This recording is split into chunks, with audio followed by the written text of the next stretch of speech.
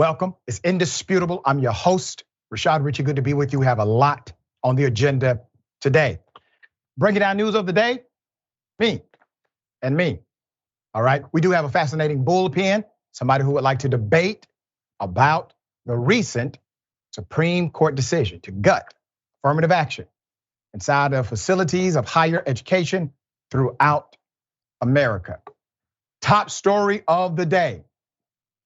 Clarence affirmative action Thomas benefited from the very program that he decided to gut recently.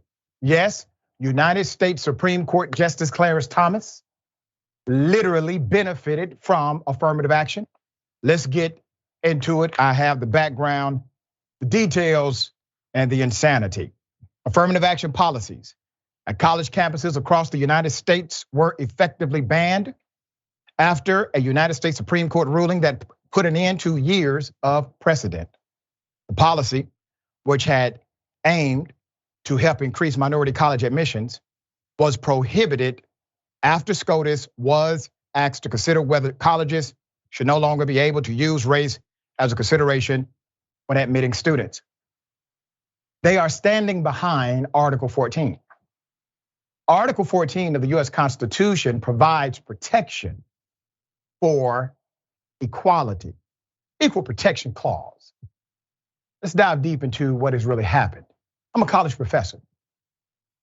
The reason why universities will take race into consideration is the enrichment of the overall experience.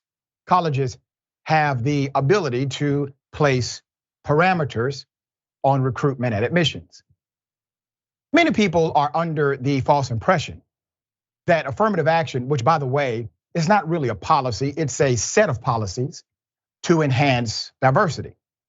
But many people are under the impression that affirmative action means that you take a qualified person and you remove them from entry to accept a non-qualified person.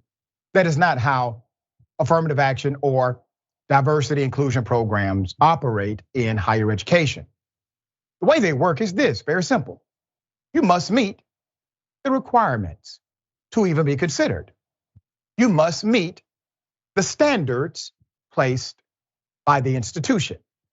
Once you meet those standards, after that phase has been accomplished, the institution is able to then consider other factors, such as leadership capacity, the ability to overcome difficult circumstances, your participation in extracurricular activities, and yes, even race. Not because of skin color alone, but because of the adverse experiences the skin color, the immutable factor, will bring to you. And because of the historical injustices done by individuals who were less than good faith actors when it comes to accepting students into colleges. But at the height of hypocrisy, Clarence Thomas, US Supreme Court Justice, not only benefited from being an affirmative action student at Yale Law, he also talked about discrimination, racism inside of the Catholic Church when he wanted to become a priest. And then he moves on to go to Yale Law under their affirmative action clause. Beyond that, he gets appointed to the Civil Rights Division of the United States Department of Education. After that, he becomes chairman of the Equal Opportunity Employment Agency. Let me give you the background. Let's put it up. Representative Richey Torres, a New York Democrat, on June 29th, 2023, he posted, and I quote, "Imagine dismantling a program that gave you the opportunity to be a student at Yale Law and then a justice on the US Supreme Court. The mind of Clarence Thomas, the American dream for me, but not for thee," end quote. Let's put up Pastor Bishop Talbert Swan. He said in a post that has been viewed over 1 million times, he was admitted to Harvard Law School in 1971, right after it adopted a race-conscious admissions policy. but chose to go to Yale at the exact moment it created its first explicit affirmative action program with the goal of 10% minority enrollment. Now, there are those who will push back and say, well, Doc, we have no evidence that Clarence Thomas came under that provision of Yale. We have no evidence that he was there by way of affirmative action. But let me provide the context to the narrative. While Clarence Thomas did not deliver the Supreme Court ruling, he did write a 58-page concurring opinion saying the foundational policies of affirmative action, quote, fly in the face of our colorblind Constitution and our nation's equality ideal. In short, they are plainly and boldly unconstitutional. Well, isn't that interesting? Clarence Thomas calling the US Constitution colorblind. Can I say something about that statement? You see, the US Constitution was never written for the people. The US Constitution was never written by the people. The US Constitution was written for rich white males, and it was written by rich white males. Women could not govern. Women could not run for office. Women did not have equal rights nor equal protection.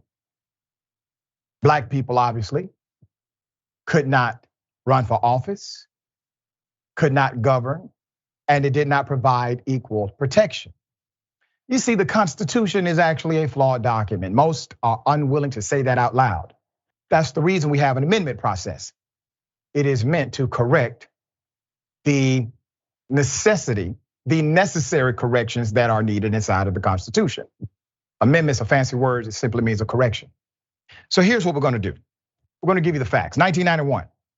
In 1991, New York Times article about Clarence Thomas reported how Yale University officials said Clarence Thomas was admitted to his law school, and I quote, under an explicit affirmative action plan with the goal of having blacks and other minority members make up about 10% of the entering class. Professor Abraham S. Goldstein, dean of the law school from 1970 to 1975, was quoted by the Times as saying, we did adopt an affirmative action program, and it was pretty clearly stated. There's more. A 1994 Yale Alumni Magazine article underlines this, stating, quote, like most American universities, Yale in the 1960s and 70s embarked on an aggressive policy of affirmative action in admitting and hiring minorities and women. During a 1980 Washington Post interview, Clarence Thomas said, quote, you had to prove yourself every day because the presumption was that you were dumb and didn't deserve to be there on merit. Every time you walked into a law class at Yale, it was like having a monkey jump down on your back from the Gothic arches. The professors and the students resented the very presence, end quote. Clarence Thomas has literally gutted the program that saved him. Now, I will say this. It does impact many colleges, but not most. Most colleges have found other ways to instill diversity. It has definitely had an impact on institutions like Harvard and Yale and others, where competitive entry is paramount. But even though that's bad, what's coming is worse. This ruling is not the end all. Colleges actually have a way to still work around the ruling. Let me explain. Universities can, in fact, utilize a person's experience with race, experience with discrimination because of their skin color as a prerequisite or a qualifier considered during the admissions process. So what does that mean? Institutions who want to do it right will have the ability to do it right. Institutions who do not will no longer be mandated to do so. That's how that works. Thomas was made Assistant Secretary for Civil Rights in the United States Department of Education in 1981. President Ronald Reagan appointed Thomas as chairman of the Equal Employment Opportunity Commission the next year. President George H.W. Bush nominated Thomas to the United States Court of Appeals for the District of Columbia Circuit in 1990. He served in that role for 19 months before filling Marshall's seat on the United States Supreme Court. Cause and effect, look at the lineage here. Clarence Thomas gets accepted into Harvard under a diversity inclusion program. He doesn't go to Harvard, instead he goes to Yale under their aggressive affirmative action program. Without Yale, Clarence Thomas never becomes the civil rights director inside of the US Department of Education. Without that role, he never becomes chairman of the Equal Opportunity Employment Commission. Without that role, he never becomes a member of the federal bench through the US Court of Appeals. And that role is what quickly qualified him to become the first black male conservative to sit on that bench. Now, let me say this. There are those who are saying this was a good thing to do. I respectfully disagree. Not because the implementation of affirmative action was appropriate, definitely had mishandling in the implementation. White women actually benefited most from affirmative action policies when you actually aggregate the number. This is a bad ruling because of what it does next. It now creates the legal framework to argue that all diversity and inclusion programs, public and private, are no longer legal. That is what this ruling does. Florida, under the leadership of Governor Ron DeSantis, Florida has given you the blueprint of what they want to do. Don't ask yourself anymore, what did they mean by Make America Great Again? You're seeing what they meant right here. We will have more about this during the bullpen. I'm saving some of it for my debate guest. But this is not only a bad ruling for the nation, it's a bad ruling for the generations that will come. I am sick and damn tired of Democrats being so reactionary when they saw the writing on the wall. There are things that can be done and they should be done immediately.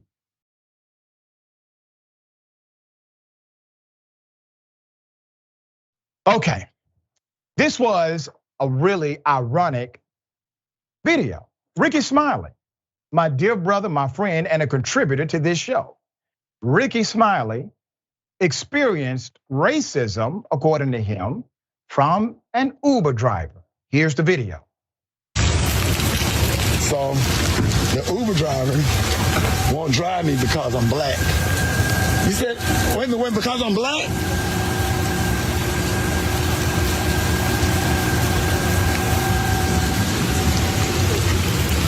So this guy tried this car right here.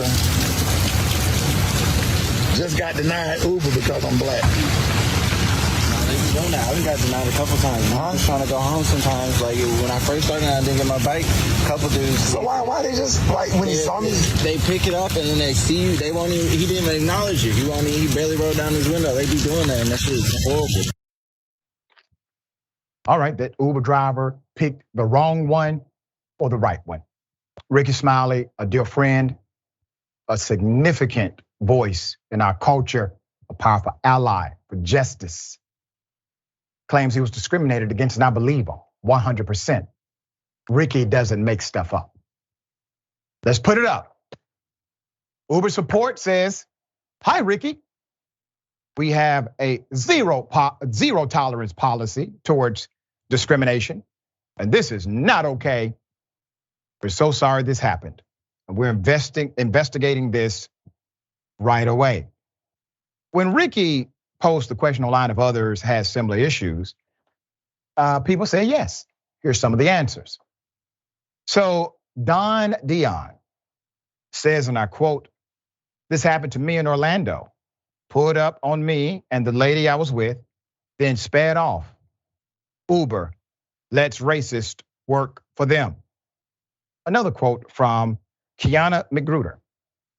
"I sure have had them pull up, and when I went to get in, he locked the door and started driving off. I got to cancel as he was turning the block." Divine Feminine says, "Yeah, I've had this happen to me plenty of times in Florida, but not anywhere else." Vaughn Harris, "I have as well. I've had drivers cancel my ride as I was getting ready to get into their car." Keisha Johnson, "Yes, I have years ago, and I reported the driver to Uber. My ride was canceled once I approached the vehicle and opened the door to get in." Classy says, "I had the same issue before. Uber blocked me, so I'm with Lyft, no issues." Billy D. Cotner, "Happened to me and my wife in Miami." Uber, it sounds like you may have some explaining to do. I find it hard to believe that all of these individuals are simply making it up. I know good and damn well Rickey Smiley did not, and you know it too. But all of their stories are very similar. No interaction, no debate, no argument. There's no contention, just the appearance of the individual. And based on that appearance, all of a sudden, the Uber driver leaves or the ride is canceled. Why is this happening, Uber? I would find it hard to believe also that no one has complained to Uber about this being the reality of some of their drivers. Why is this happening so much? Why are there so many complaining, saying the same thing? And many of these individuals do say that they did in fact alert Uber. I got questions. We will follow this story as it develops. We should have Rickey on this month. We will bring this up at that time as well.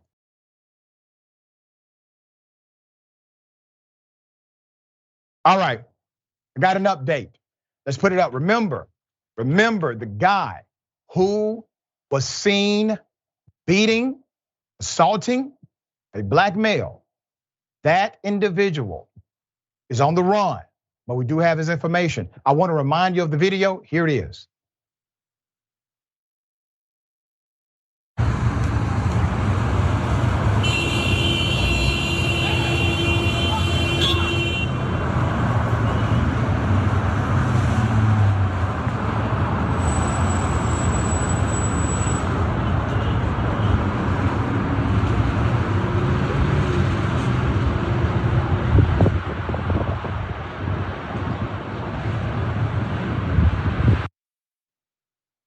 Put up the picture full mass.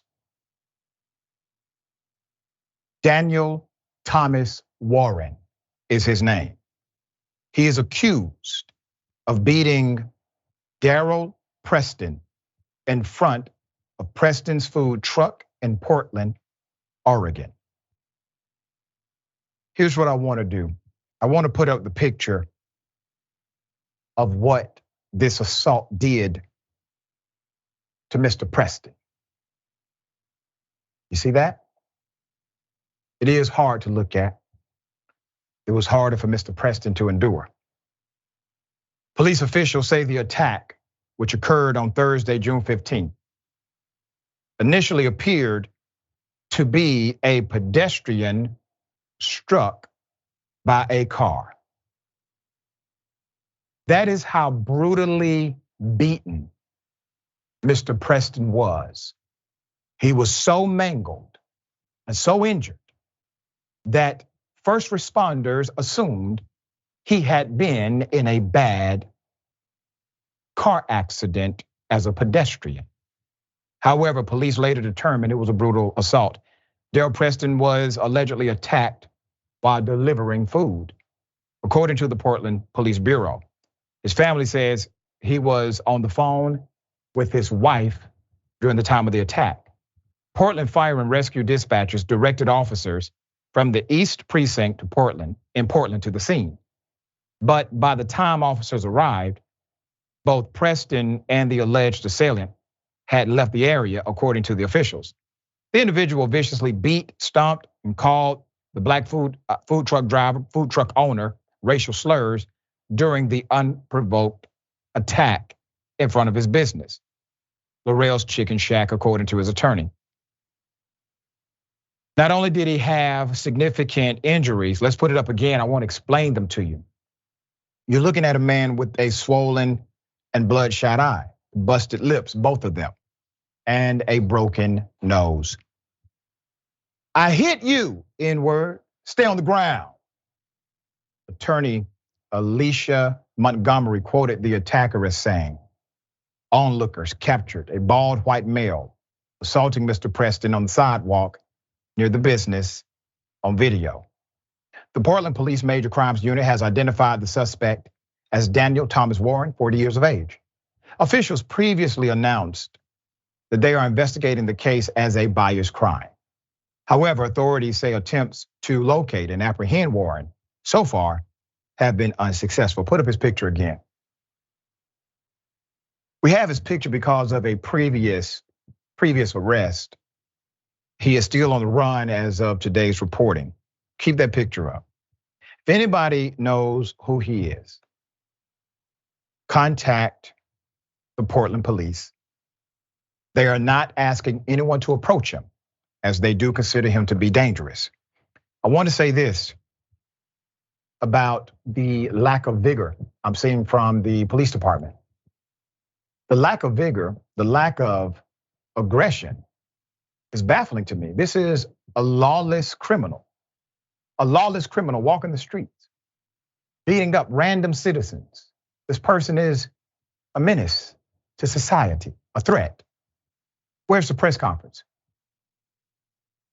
Where's the attack team? Where's the, we're going to make an example out of crimes like this? Where is that energy? I see it when there's a 17-year-old black kid who has done something criminal. But then it just seems to not exist when it's a racially motivated white male doing something massively criminal. We will continue to update the story as it develops. All right, we got more. It's indisputable. Stick and stay.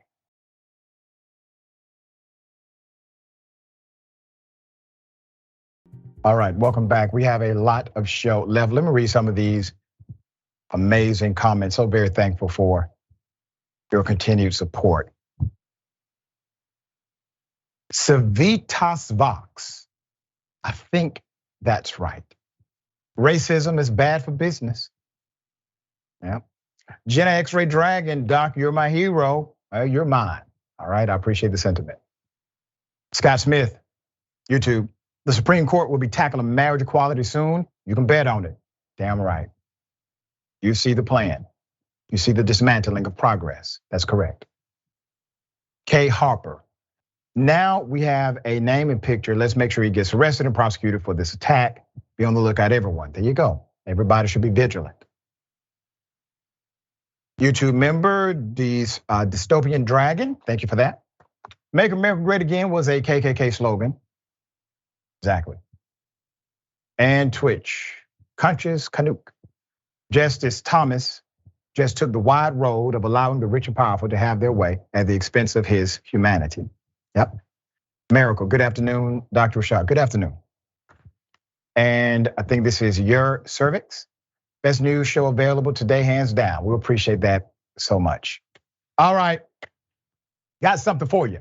Ladies and gentlemen, I wish a Karen would. You want to call the police on them for having a barbecue on a Sunday. I feel free! Back off! I'm going to tell them there's an African-American man threatening my life. GU 3-time, 2-time, 3-time, she come here. Yeah, what the you doing, you? Yes. Oh, take your video, you stupid. You money too, you stupid.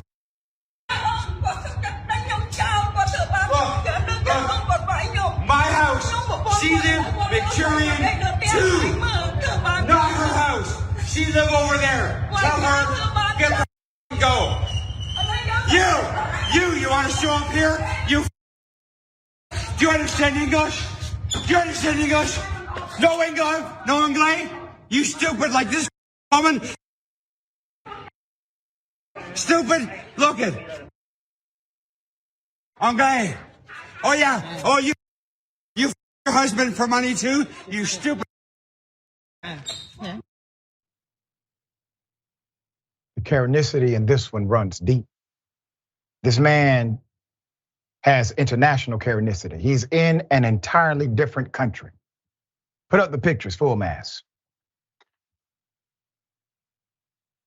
Verbal rampage overseas has gone viral as this particular male, Karen, continues to be adversarial and obviously aggressive toward the natives. He's in Cambodia, according to the Post. And while the situation is somewhat confusing, I don't know everything that was happening. I do know that his response should have warranted an arrest.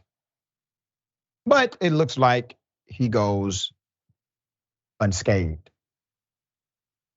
Now, we're not the court of law. We do not control the official government of Cambodia. If I did, I would have made sure your ass was locked up.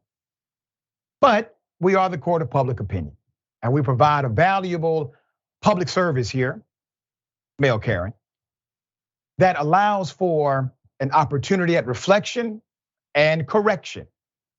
Allow this to be, let's say, an opportunity at an intervention. Things like this are not okay. If you have a disagreement, have a disagreement. If you are aggressive in that disagreement, no issue, sometimes that happens. But once you get to the place of racism and insults and aggressive tactics like that, well, you might end up on indisputable. All right, if anybody knows this individual, make sure you do an intervention with him ASAP. He needs it.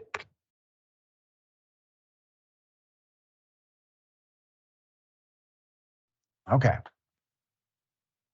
All right, a teen attacked, racially attacked according to the narrative, according to the allegation. You have likely not heard this story. Put up the picture for mass.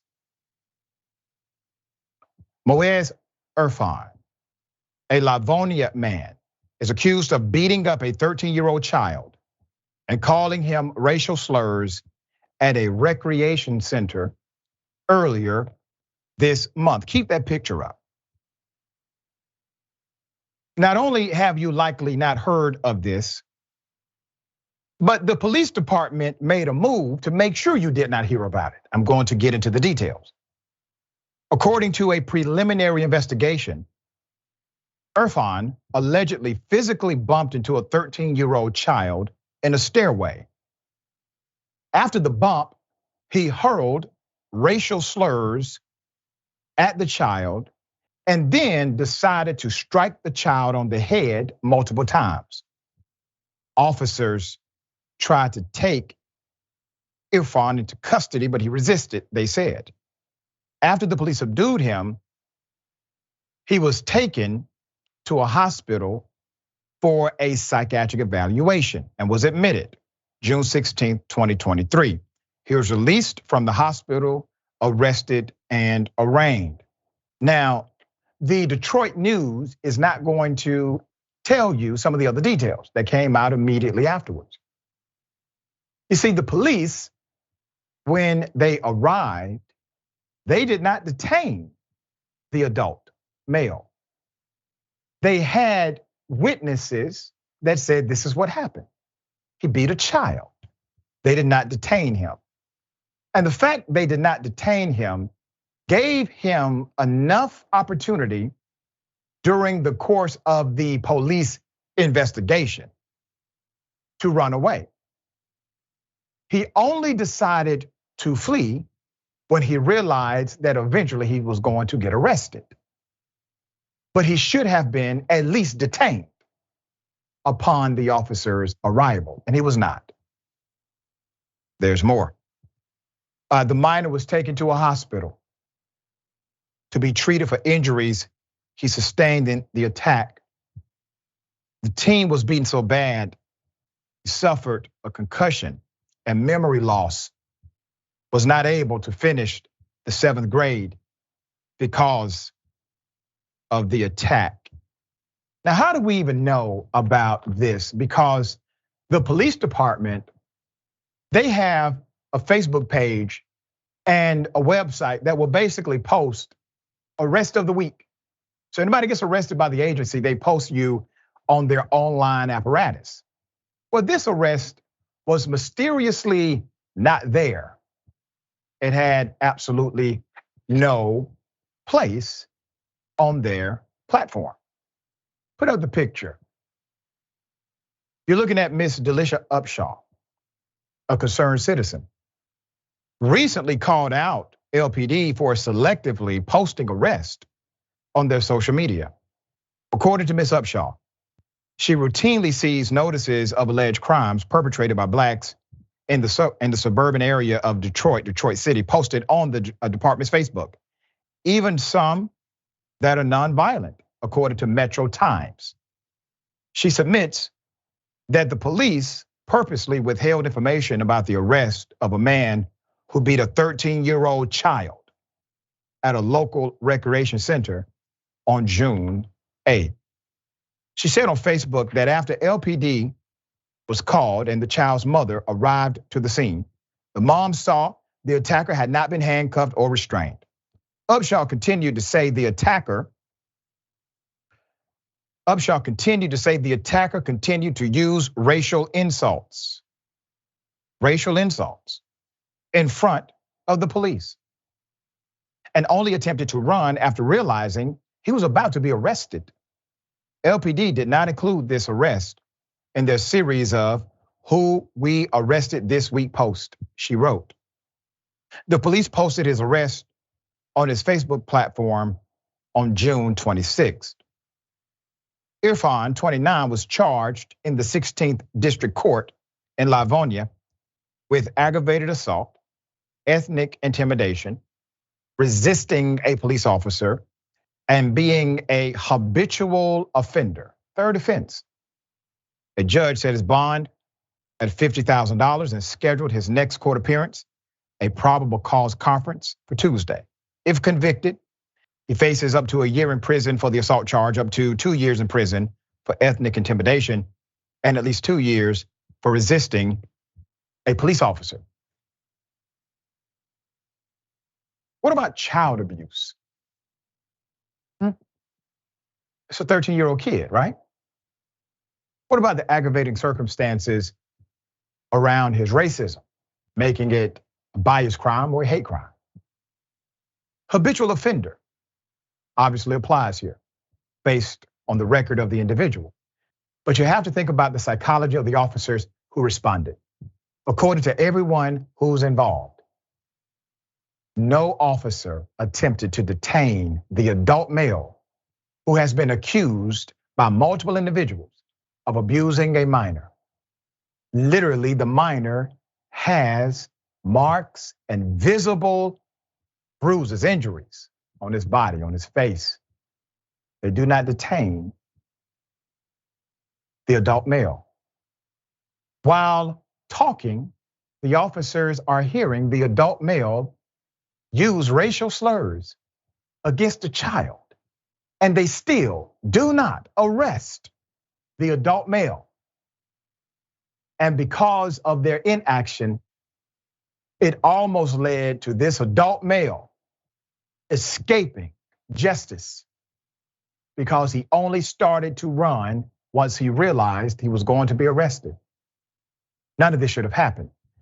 Routinely, we have seen innocent black men in particular get handcuffed as soon as the cop arrives. And the officer will say, hey, buddy, I'm doing this for my protection and for yours. You're not under arrest. You're only being detained. Why do cops say that? Because they legally can do that for their safety. They can. The Supreme Court has upheld that. They can temporarily detain for their safety. So what does that tell you? That tells you that when there's a raging, aggressive, violent male who has attacked a child and used racial slurs and currently using racial slurs, that individual, as long as they're not black, that individual is not a threat to law enforcement. They don't need to detain that person. But if you are a peaceful person of color, if you are a peaceful black male in particular, if the police are coming, you're gonna get those handcuffs.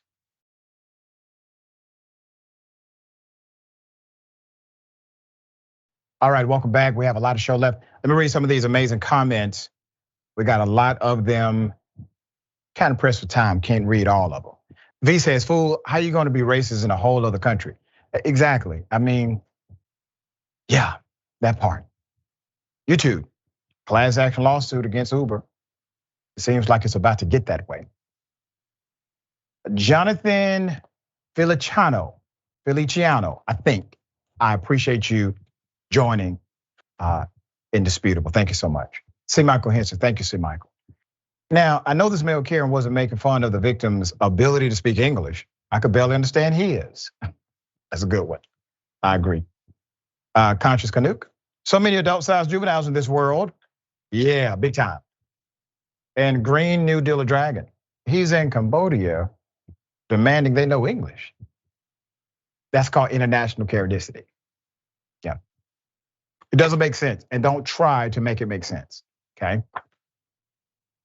Former police chief sentenced to 8, count them, 8 life sentences. Why? Well, because he decided to commit arson and a lot of other stuff. Put up the picture of the police chief, David M. Crawford. You won't believe this story. Former police chief out of Maryland will spend the rest of his life in prison after he was found guilty of setting fire to several homes, cars of people he believed had beef with him, wronged him. So you have to understand the context here.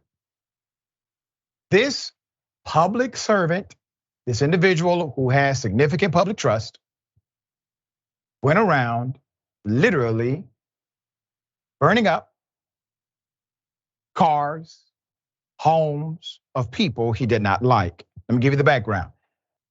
Chief Crawford served as a major in the Prince George's County Police Department, chief of the District Heights Police, chief of the Laurel Police Department. This was in Maryland before resigning in 2010.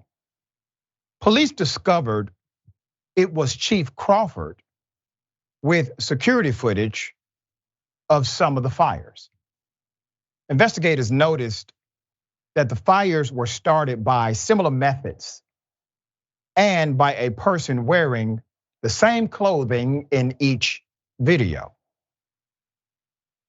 Well, that's something. Police searched Crawford's home in January 2021 and discovered a target list of the victims, who included government and or law enforcement officials, as well as a relative and 2 of his former doctors, police said. There was a racial animus behind at least one attack. NPR reports one entry on this target list said, white privilege. Prosecutors said Crawford's wife had been removed from a special advocate program when she disputed the concept of white privilege during training. And in retaliation, Chief Crawford set a car on fire at the program director's home. In 2021, Chief Crawford was arrested for setting fires between 2011 and 2020 in 3 different counties. The counties he set the fires in were Howard County, Frederick County, and Prince George's County. He was convicted of the cases against him in Howard County that included 3 house fires and 1 car fire between March 2017 and September 2018. He was sentenced to 8 life terms in prison plus 75 years for fires he set in 2017 and in 2018. Put up his picture again. You're looking at the face of a man who likely has gotten away with murder at some point in his history. That's my opinion of him. I don't believe you get to a place of law enforcement where all of a sudden you just start becoming literally a terrorist. I think you, sir, have been a terrorist since you have been a police officer. Let's keep his picture up. Now you have to ask the hard question. How many times has he done this while being police chief? Do you think he's only corrupt in this aspect of his life? Or maybe he was corrupt also as it relates to the job of policing. You see, we will call this individual a psychopath. We will say this person has psychopathic tendencies. I would agree with you. But is it not ironic that a person who possesses these types or this type of psychology was not only able to be a police officer, but he was able to rise to the highest ranks of the profession.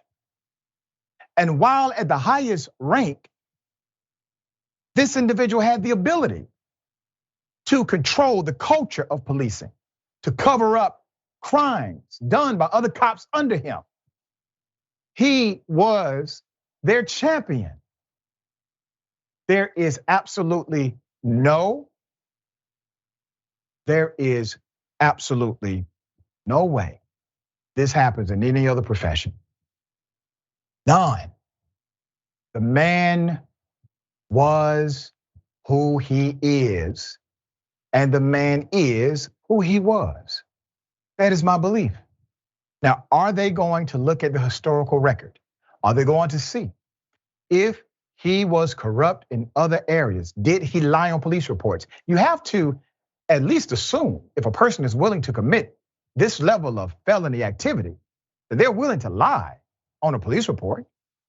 He sought a position of public trust that would allow him to continue to operate in a way that provided protection rather than accountability. That's what happens when you don't hold people accountable in industries.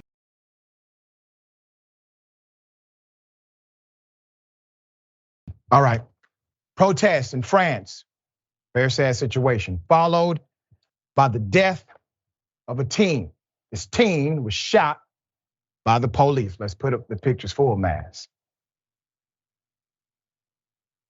France has seen a wave of protest since Nahel Marzouk, 17, who was of Algerian and Moroccan descent, was shot and killed by the police last Tuesday.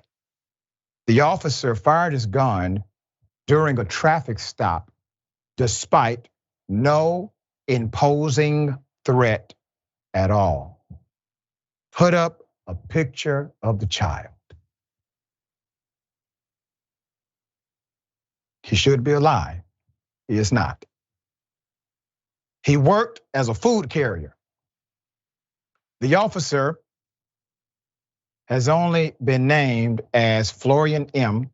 in French media. No other information has been provided by an official source.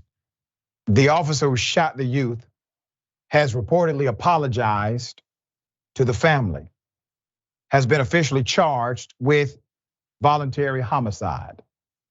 An investigation has been launched into the allegation itself. Here's what the mother said. Justice for that! Justice for that! Justice for Statement from the mother. Identified as Monia M told France 5 television earlier this week that she was angry at the accused officer rather than at police in general. He saw a little Arab-looking kid and he wanted to take his life, she said. A police officer cannot take his gun and fire at our children, take our children's lives, end quote. Put up the picture of the officers who have been deployed. An update on the protest: 45,000 officers have been deployed during the unrest. There have been over 1,300 arrests made. Some of the protests have turned violent according to their narrative. Majority are not violent and are being led by the mother. French citizens want to see an end to the deep roots of racism in policing. French police arrested 1,311 people Friday night before the funeral of the teen. The UN has stated this is a moment for the country to address the deep issues of racism and discrimination in law enforcement. Macron has blamed TikTok and Snapchat for having a considerable role in causing violence during protest. He's called for both companies to remove the most sensitive content from their platforms, suggesting they should have a spirit of responsibility. You need to tell your damn cops that. There's a discussion to be had about social media and responsibility. But sir, right now, you need to have a conversation. Every single official should have a conversation about police conduct and misconduct.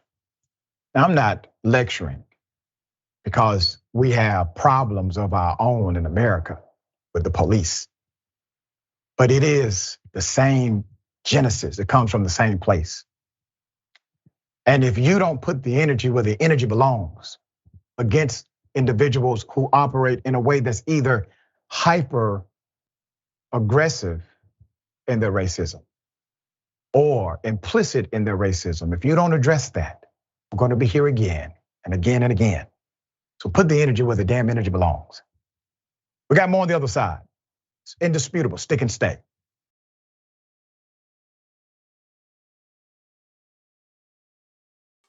All right, welcome back.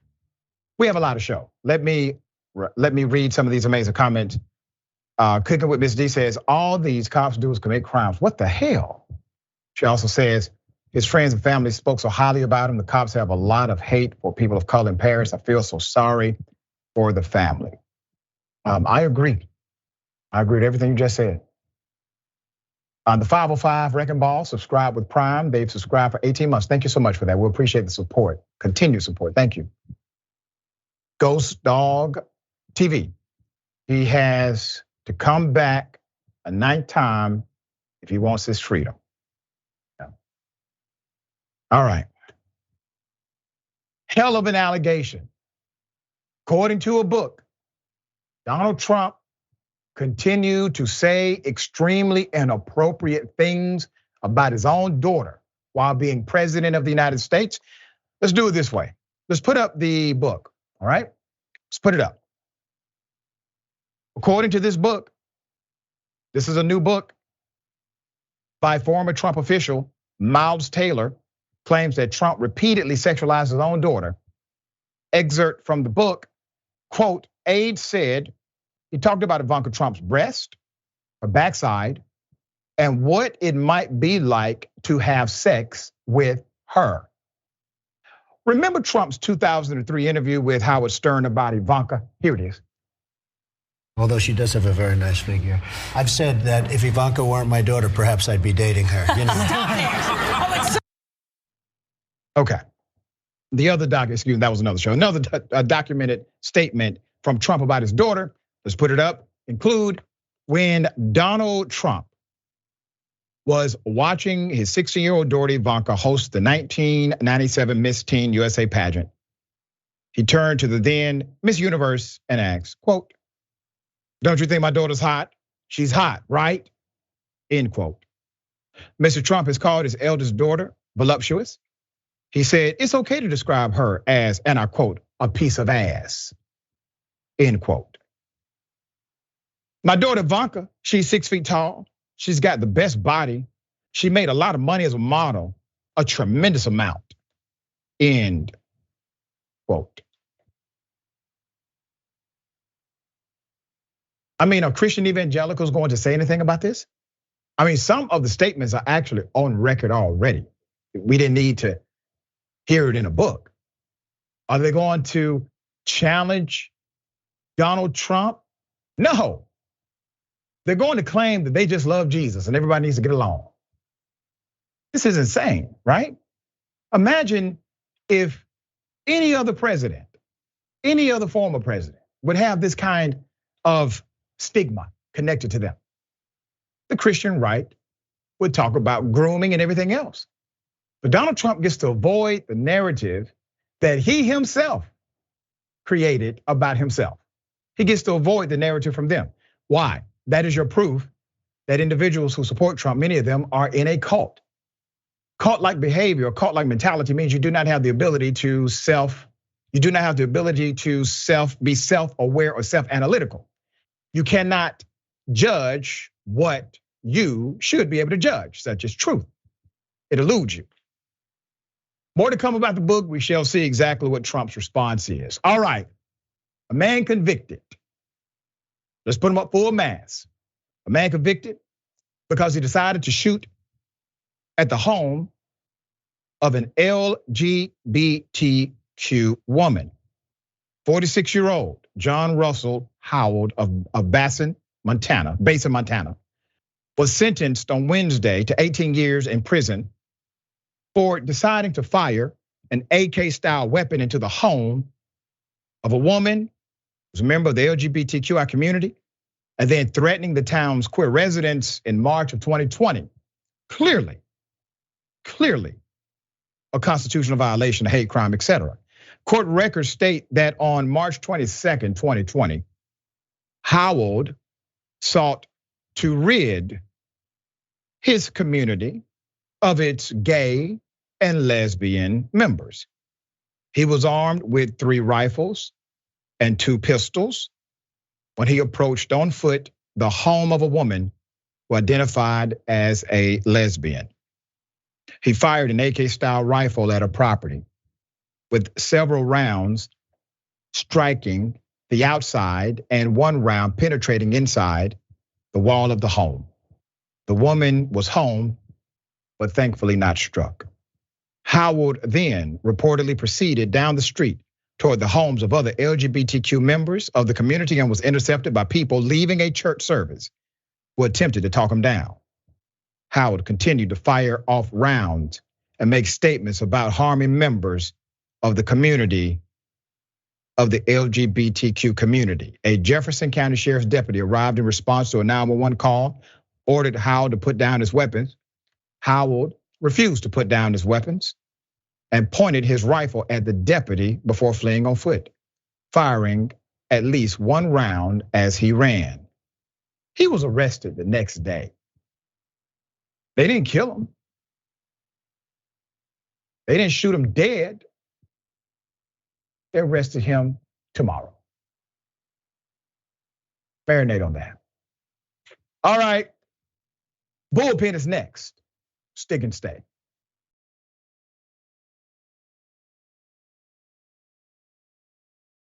All right, welcome back. We have a lot of show left. Let me read a couple of these comments. Natural Born Keeler, member for 11 months. Thank you for that. Says, thank you for your continued work on the streets, Doc. You're an inspiration. Thank you so much. Iron sharpens iron. You are an inspiration to me. I'm happy to be an inspiration to you. All right, and Kenlock K-Town, welcome to Indisputable. Thank you so much for joining our YouTube community. We appreciate you in advance. All right, let's get it. Ladies and gentlemen, welcome to the bullpen.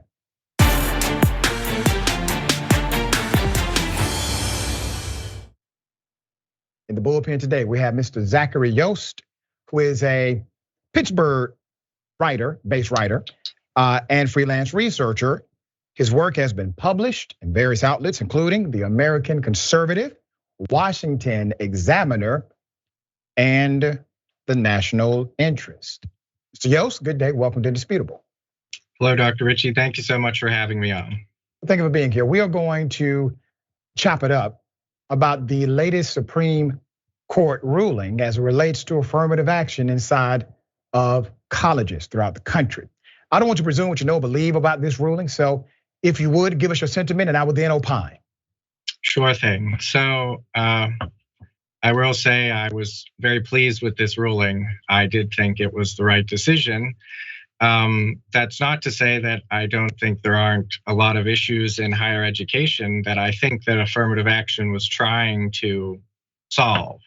But I think it was sort of way too blunt of an instrument. And especially, I don't really think it was fair to Asian students. I mean, there's sort of lots of stats that were brought up in the court case about what seems to be discrimination against them. And I would say that, as you pointed out last week in your commentary, I believe a lot of colleges don't have competitive admission, so it's not an issue for those schools. There are colleges that do, and a big factor in that is legacy admissions. And as I believe your guest last week said, those are a huge issue. And I agree that that is sort of a next step that I think people could come together on to try and make access to these elite institutions, which I'm very critical of. We could complain about them further later on if you'd like. But okay. I think the decisions come down. So now the question is, what can we do about it? And I think legacy admissions, if you receive federal funding, can't have legacy admissions. I think that's more than fair and just and would be very helpful. Let's talk about the reason you may like the ruling. I'm a college professor. I've been a college professor since 2016. We were bracing for this ruling, knowing that it could have went one way or the other. There was also a sentiment it may be a split ruling, given a state and private institution dynamic, but it was not. Why do you believe that getting rid of affirmative action, which by the way, is not really a policy. Affirmative action is a set of diversity inclusion policies. They called it affirmative action as a catch-all phrase. Why do you think it was right for the Supreme Court to take away a tool that institutions are able to use in order to diversify and provide opportunity for individuals who have been historically discriminated against, even though they qualified? And I submit that question in this context. Affirmative action does not take a non-qualified person and make them qualified. It takes a qualified person and provides an opportunity for them to also illuminate their experiences based on a racial context in the decision-making process or the recruitment of the individual. That's what it does. But if you don't meet the bare standard, the minimum standard, you don't get that opportunity anyway. So I submit the question to you in that context.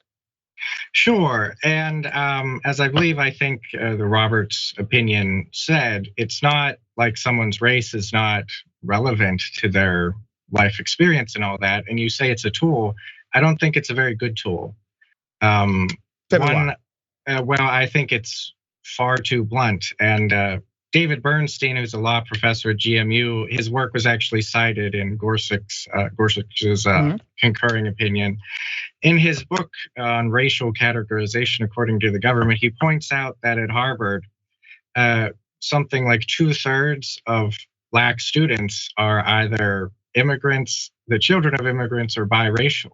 And if the idea is that affirmative action is supposed to be a tool that will help people who are underprivileged, who have faced discrimination and whatnot, if we just say, well, this person is of African-American descent, or is just from Africa. If the son of some wealthy Nigerians is not going to have the same experience as the son. That's really interesting. So, Mr. Yost, you are arguing that because of perhaps a misapplication of the implementation of the program, it should then be deemed unconstitutional. That doesn't make sense to me. We typically judge the constitutionality of a thing based on the context of statute, constitution, and current era. And in current era, for 4 decades, the Supreme Court has upheld that institutions of higher learning are benefited by diversity on campus. So because of that great benefit, they are allowed to make these particular, let's just say, standards or designs in their programming. But I will submit this to you. Do you not see this as a prerequisite to get rid of all diversity inclusion programs in the United States of America? Because the legal framework utilized in order to basically protect this particular ruling can be used for private businesses all across the nation. Don't you see this for what it is, Mr. Yost? This is your first step at getting rid of all diversity and inclusion programming. Well, I don't think that necessarily be a bad thing, as such diversity requirements and whatnot exist. Why is it not? Why do you say that that would be a good thing to get rid of diversity inclusion programs? Sure. So I think that there's sort of too much aggregation, basically, when it comes to it's sort of a faux diversity. I mean, the government racial classifications, which underlie these sort of diversity initiatives and whatnot, don't really make much sense. I mean, there are something like 60% of the world's population is Asian. I mean, but a Sikh in India is not, I mean, and a Polynesian, they're not really comparable. It's sort of just this giant lump of people who are very different, but according to our sort of very weirdly arrived at framework from basically the 60s, they're the same. And so if a school could say, oh, we have, 30% of our student body is Asian, but a smaller school with a lower percentage of Asian students could actually be more diverse if they have students who count as Asian who are from places all over Asia, which is a huge, vast continent. Once again, first of all, I don't even know how the hell that actually applies to what we're talking about. So let me try to get us back on track here. Do you know what percentage is mandated by the government under the old ruling? What percentage of diversity was mandated by the government inside of institutions? I do not know. None. Yeah. None. No percentage was mandated, sir. That's the point that I hope you can absorb. While we talk about how these programs were somehow adversarial, well, you're talking about implementation. So let's get better on the implementation. And if there's discrimination because of faulty implementation, well, we have a court of remedy. You can take it to the federal court and argue direct discrimination rather than overturning 4 decades of equity programming that has allowed individuals like Clarence Thomas himself become a Supreme Court justice. Do you not find it the height of hypocrisy that the very individual who is serving on the Supreme Court, Clarence Thomas, is an affirmative action individual? He was able to get into Yale Law School by way of their affirmative action program. Don't you find that quite ironic?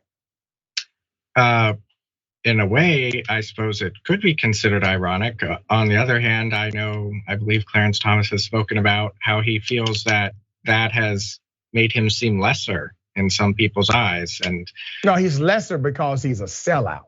That's why he's lesser in some people's eyes. He's not lesser because he was able to benefit from an institutional policy that said, we are going to take into consideration your experience as a black male in America, because we know that the experience can be adversarial to fairness. That's not somehow wrong. And sir, I submit this to you as well. Clarence Thomas gets into Yale Law based on affirmative action. He then gets appointed to a director position, Civil Rights Division for the Department of Education. He then becomes the chairman of the Equal Opportunity Employment Commission. All of these positions, dear sir, implement, execute, prosecute, and bring up issues of racial inequity. And the very same person who benefited from affirmative action gets to decide that no one else can. You can understand why someone would be upset about that.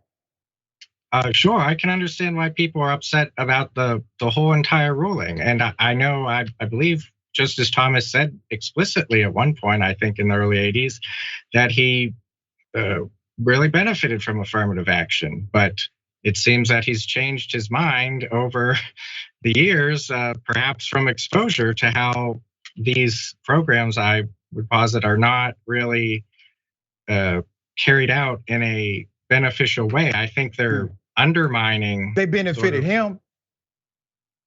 It benefited him, right? So when you say it's not carried out in a beneficial way, you got Clarence Thomas, don't you? I'm sure you support him. A guy that you support is on the Supreme Court by way of a policy you don't support. Well, I don't know where he would have ended up without affirmative action, but you think he ends up on the Supreme Court without a Yale law degree? You think he ends up being appointed as the civil rights director for the Department of Education? You think he ends up becoming chairman of the EEOC without having his Yale law degree, sir?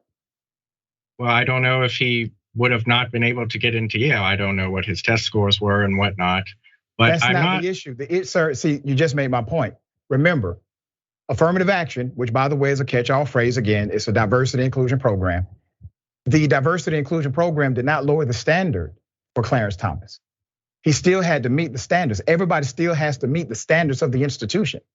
The only thing affirmative action or diversity inclusion programming would do is provide another opportunity to explain who you are and why you are. It's just like schools that will say, we care about your leadership capacity. We care about your extracurricular activities. We care about the fact that you have demonstrated the ability to overcome difficult circumstances. All of these things can be weighed in the decision process after they meet the bare minimum requirement to even enter into the institution. So it is not a question of if he was qualified, dear sir, he was qualified based on the standards.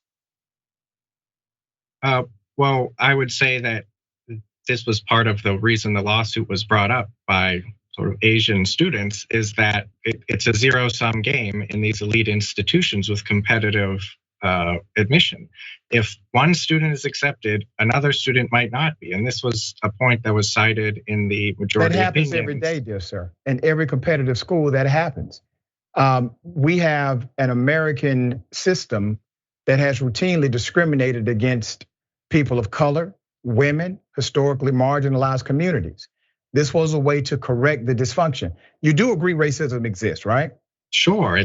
Okay, good. That can be questionable. We'll agree on one thing then. We'll agree racism exists. Do you agree racism exists by way of design? Well, I suppose that would be a complicated question. There are certainly policies in place that hurt minorities. I would not. So if it that exists by way of design or architecture, you cannot deconstruct the construction by happenstance. You can only deconstruct a constructed thing by intentionally deconstructing the constructed thing. You get it? You can't fix this without intention, dear brother. So I would agree. I think we just have a different idea of what tools are appropriate to do that. All right, we're out of time. Producer wrapping me up. But Mr. Yeltsin, I'm gonna bring you back, okay? We'll have this discussion again.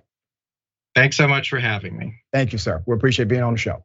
All right, remember, take care of yourself, take care of each other, take care of the planet. Remember, the truth is always indisputable. An update, 5 Mississippi cops are now off the job. We covered this. They basically, according to the allegation, kidnapped 2 black men, held them hostage, sexually assaulted them, shot one in the face, and more, for allegedly dating white women, according to one narrative. Let's do this. Put up the picture. Now, we said from day one that these cops were dirty who did this to these men. All 5 officers who were involved have not been officially terminated after the horror show of kidnapping, violently sexually assaulting, and physically assaulting 2 black men, left one of them men shot in the mouth. The announcement comes months later from Rankin County Sheriff Brian Bailey, earlier accused of covering up the incident. At a news conference on Tuesday, we learned, even though they have been fired, no officers have been charged. Quote, due to recent developments, including findings during our internal investigation, those deputies that were still employed by this department have all been terminated.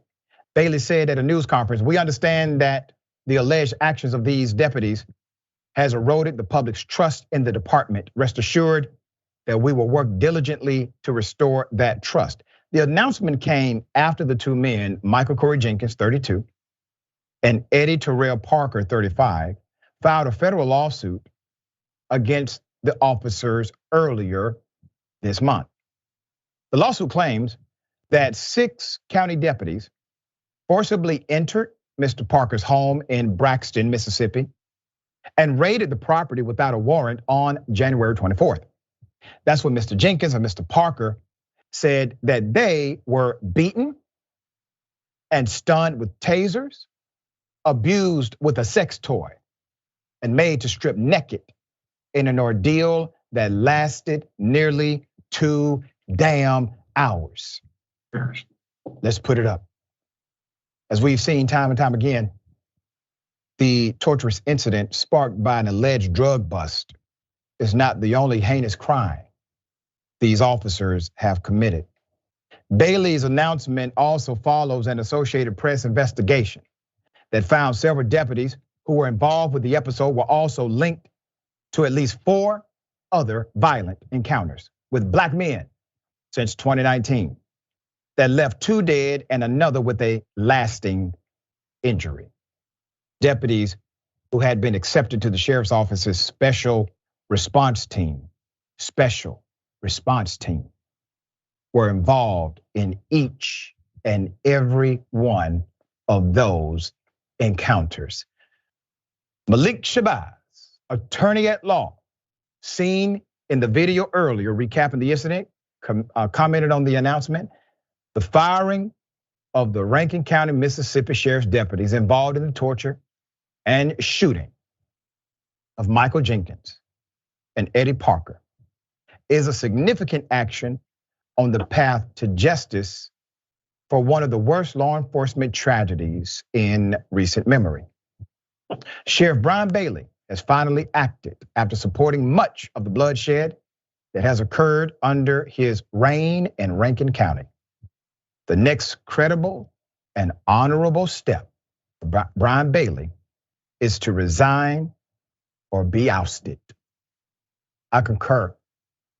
Obviously, these officers deserve to be charged. Now, you don't get fired from a Mississippi police department without committing a heinous crime, especially when the victim is a black man.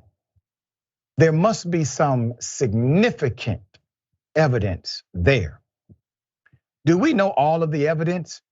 No, they have not disclosed it to us. They have simply said it was enough for them to be fired. We will bring you the update as it comes. Dear brother, thoughts?